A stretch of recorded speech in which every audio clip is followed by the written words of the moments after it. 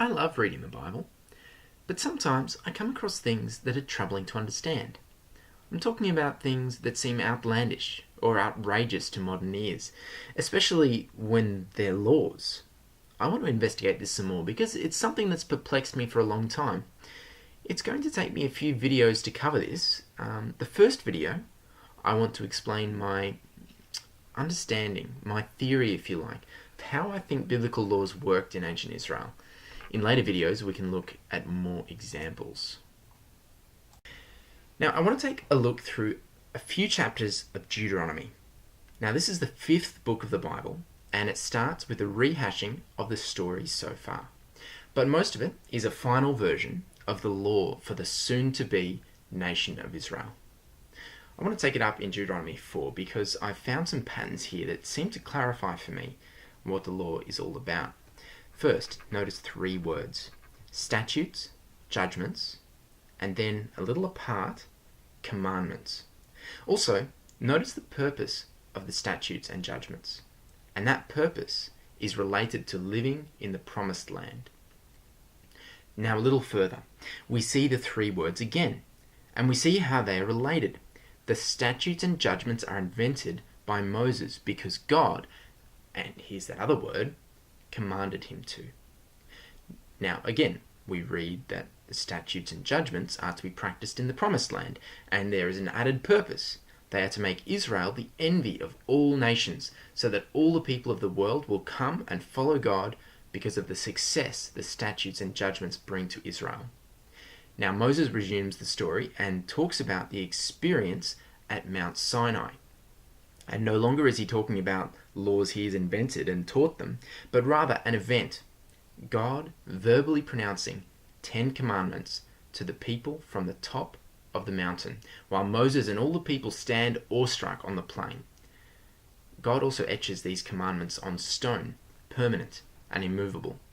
Then, as Moses tells the story, it seems to be that it was following this event that God commanded Moses to teach statutes and judgments for the people to keep in the land.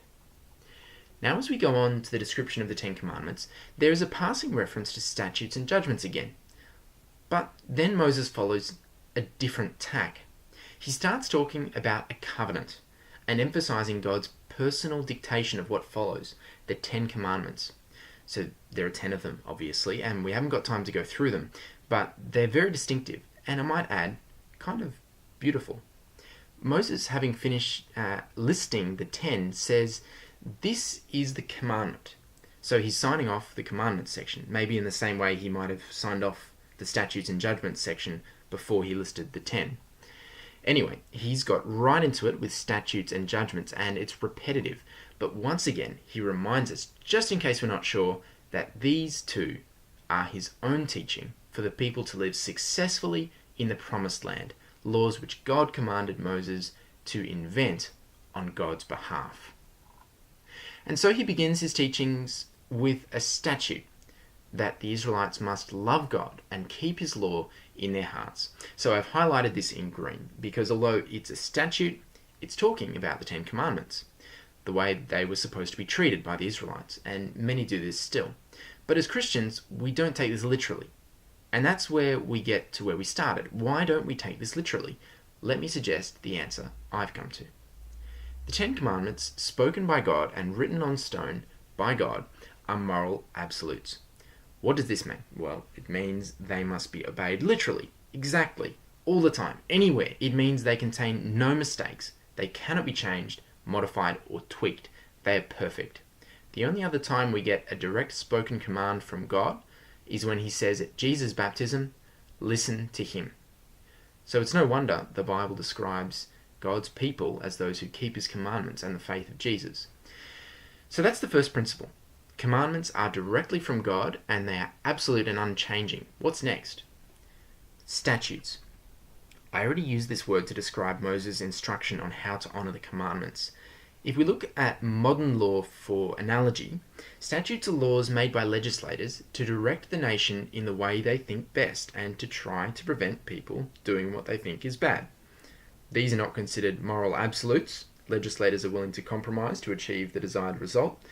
And they're not always even realistic. Sometimes the law is unenforceable at times. But it's there anyway because it might make things a little better, or more likely because without it, things would get even worse. For example, we have statutes against dangerous drugs. The government can't really stop anyone selling them, but without those statutes, they would be a lot easier and cheaper to get, and we would have a lot of drugged up people causing trouble.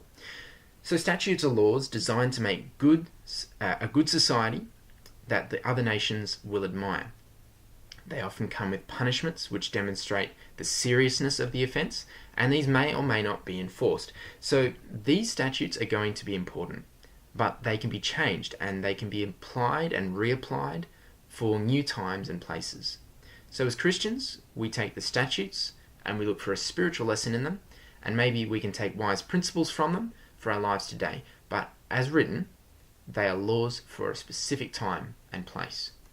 That leaves us with judgments. Once again, if we take the analogy from modern law, we find that judges give opinions which become law, case law.